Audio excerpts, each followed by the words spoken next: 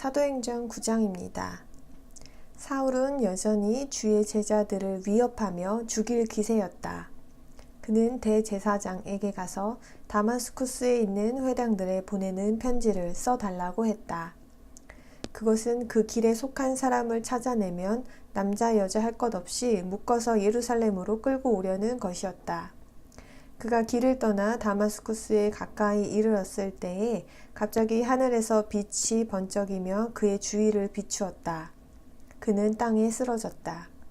그때 사울, 사울, 왜 나를 박해하느냐 하고 말하는 음성이 들려왔다. 그가 주여 누구십니까 하고 묻자 그분이 말씀하셨다. 나는 내가 박해하고 있는 예수다. 일어나 도시로 들어가거라. 그러면 내가 해야 할 일을 일러줄 사람이 있을 것이다. 그와 함께 가던 사람들은 음성 같은 소리는 들리는데 아무도 보이지 않아 아무 말도 못하고 서 있었다. 사울은 땅에서 일어나 눈을 떴으나 아무것도 볼 수 없었다. 그래서 그들이 그의 손을 잡고 다마스쿠스로 데려갔다. 그는 3일 동안 아무것도 보지 못했고 먹지도 마시지도 않았다. 다마스쿠스에 아나니아라는 제자가 있었다. 주께서 환상 가운데서 그에게 아나니아 하고 말씀하셨다. 그는 주여 제가 여기 있습니다 하고 대답했다. 주께서 말씀하셨다. 일어나 고든길이라는 거리로 가서 유다의 집에 있는 타르수스의 사울이라는 사람을 찾아라. 그가 지금 기도하고 있는데 환상 가운데서 아나니아라는 사람이 들어와 자기에게 손을 얹어 다시 볼 수 있게 해주는 것을 보았다. 그러자 아나니아가 말했다. 주여, 저는 그 사람이 예루살렘에 있는 주의 거룩한 자들에게 온갖 해를 끼쳤다는 말을 여러 사람에게서 들었습니다. 그리고 그는 주의 이름을 부르는 이들을 모두 잡아들일 권한을 수제사장들에게서 받아가지고 여기에 와 있습니다. 주께서 그에게 말씀하셨다. 가거라. 그 사람은 내 이름을 이방 사람들에게 그리고 왕들과 이스라엘 자손들에게 전하도록 선택된 나의 그릇이기 때문이다. 그가 내 이름을 위해 얼마나 많은 고난을 겪어야 하는지 내가 그에게 분명히 보여줄 것이다. 그래서 아나니아는 가서 그 집에 들어가 그에게 손을 얹으며 말했다. 사울 형제, 당신이 오던 길에 당신에게 나타나신 주 예수께서 당신이 다시 보고 성령으로 충만해지게 하시려고 나를 보내셨습니다. 그러자 즉시 사울의 눈에는 비늘처럼 보이는 것이 떨어지면서 다시 보게 되었다. 그리고 그는 일어나 침례를 받았으며 음식을 먹고 힘을 얻었다. 그는 며칠 동안 다마스쿠스에 있는 제자들과 함께 지낸 뒤 곧바로 회당에서 예수께서 하느님의 아들이라고 전파하기 시작했다. 그의 말을 듣는 이들은 몹시 모두 놀라 말했다. 저 사람은 예루살렘에서 그 이름을 부르는 이들을 마구 짓밟던 자가 아닌가? 여기에 온 것도 그들을 붙잡아 수제사장들에게 끌고 가려는 것이 아닌가? 그러나 사울은 계속 더욱더 힘을 얻어 그분이 그리스도이심을 논리적으로 증명하여 다마스쿠스에 사는 유대인들을 당황하게 했다. 많은 날이 지난 뒤 유대인들은 그를 없애버리려고 음모를 꾸몄다. 그러나 그들의 음모가 사울에게 알려졌다. 그들은 그를 없애버리려고 밤낮으로 성문들을 지켜보고 있었다. 그래서 그의 제자들이 그를 데려다가 밤에 광주리에 실어 성벽의 구멍을 통해 내려보냈다. 그는 예루살렘에 도착하여 제자들과 함께 하려고 노력했으나 그들은 모두 그를 두려워했다. 그가 제자라는 것을 믿지 않았기 때문이다. 그러자 바나바가 도우러 와서 그를 사도들에게 데려갔다. 바나바는 어떻게 사울이 길에서 주를 보았고 주께서 그에게 말씀하셨는지 그리고 어떻게 그가 다마스쿠스에서 예수의 이름으로 담대하게 말했는지를 그들에게 상세히 이야기해 주었다. 사울은 그들과 함께 지내면서 예루살렘을 자유롭게 다니며 주의 이름으로 담대하게 말했다. 그리고 그리스어를 하는 유대인들과 이야기도 하고 토론도 했다.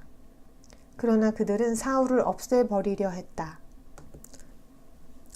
형제들은 그것을 알아차리고 그를 카이사레아로 데리고 가서 타루스스로 보냈다.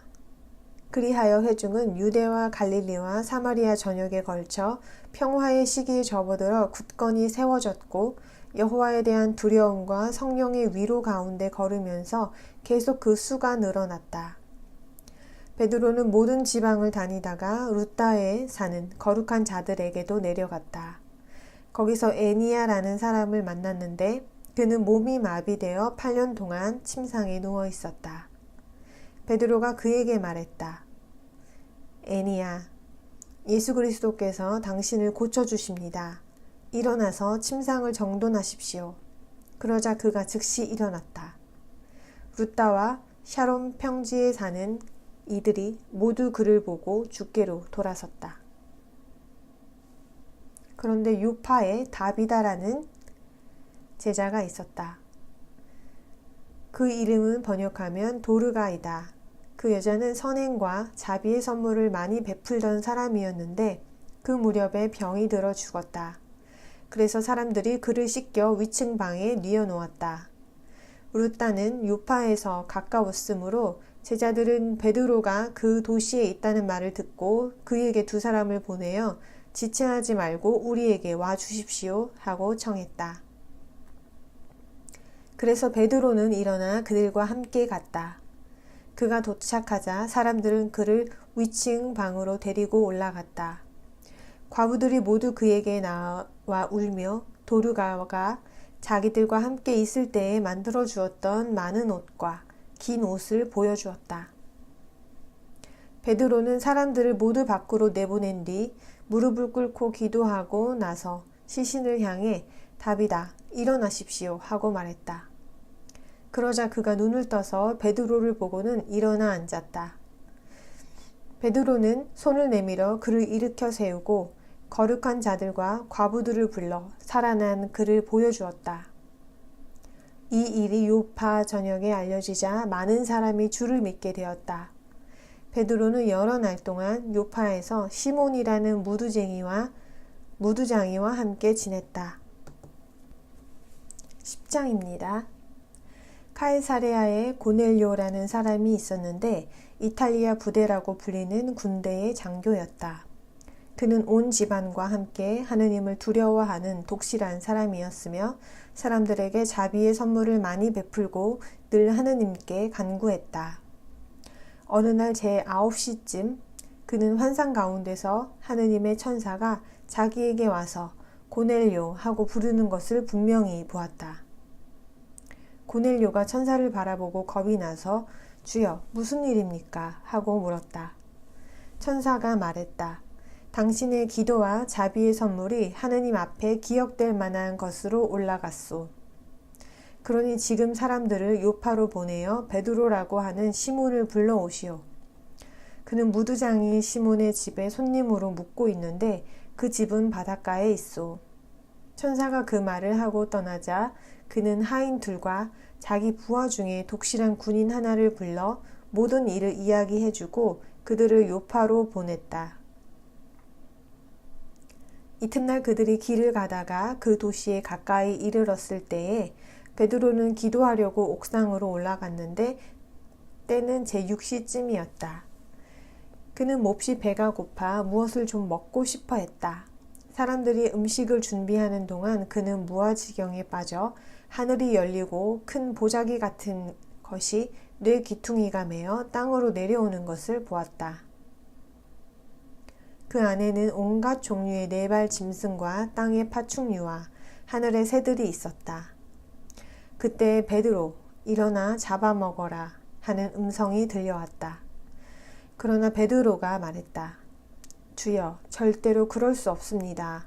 저는 부정하고 더러운 것은 한 번도 먹은 적이 없습니다. 그러자 다시 그 음성이 두 번째로 들려왔다. 하느님께서 깨끗하게 하신 것을 더 이상 부정하다고 하지 마라. 이런 일이 세 번째로 있고 나서 즉시 그 보자기 같은 것이 하늘로 들려 올라갔다. 베드로가 자기가 본 환상이 무슨 뜻일까 하고 의아해하고 있을 때 베드로가 보낸 사람들이 시몬의 집을 물어서 찾아와 문 앞에 서 있었다. 그들은 사람을 불러내어 베드로라고 하는 시몬이 거기서 손님으로 묵고 있는지 물었다. 베드로가 그 환상에 대해 곰곰이 생각하고 있을 때에 영이 말했다. 세 사람이 너를 찾고 있다. 그러니 일어나 아래층으로 내려가서 아무 의심도 하지 말고 그들과 함께 가거라. 내가 그들을 보냈기 때문이다. 그래서 베드로는 아래층으로 내려가서 그 사람들에게 말했다. 내가 바로 당신들이 찾고 있는 사람입니다. 무슨 일로 오셨습니까? 그들이 말했다. 고넬료라는 장교가 거룩한 천사에게서 하느님의 지시를 받았는데 당신을 집으로 모셔다가 당신이 하시는 말씀을 들으라는 것이었습니다.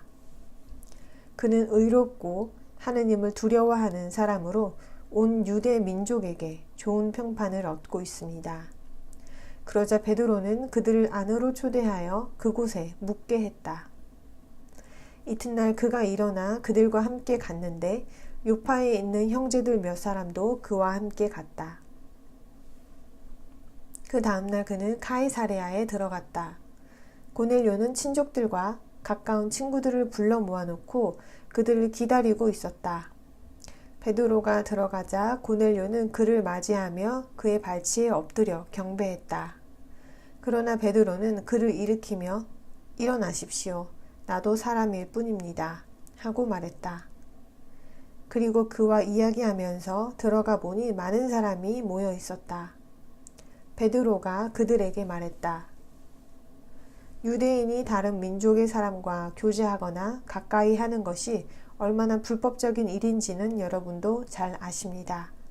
하지만 하느님께서는 어떠한 사람도 부정하거나 더럽다고 해서는 안 된다는 것을 나에게 보여주셨습니다.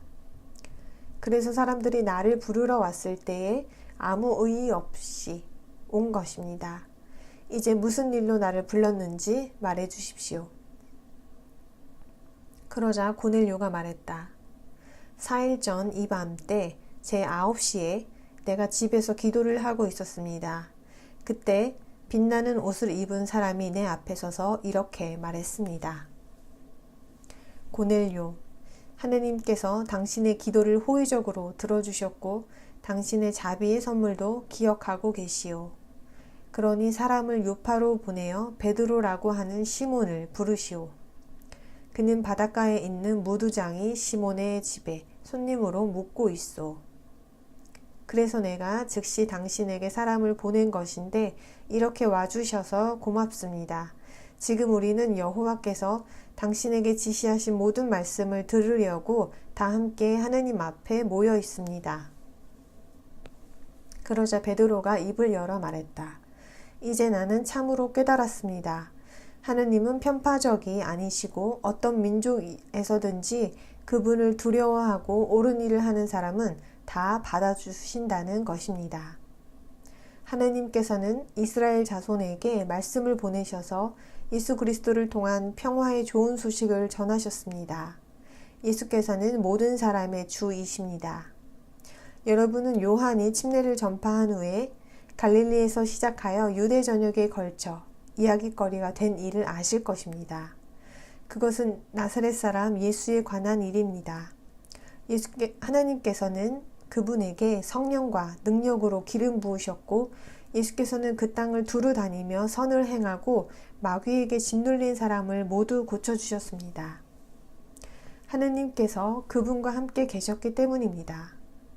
우리는 예수께서 유대인의 땅과 예루살렘에서 행하신 모든 일의 증인입니다.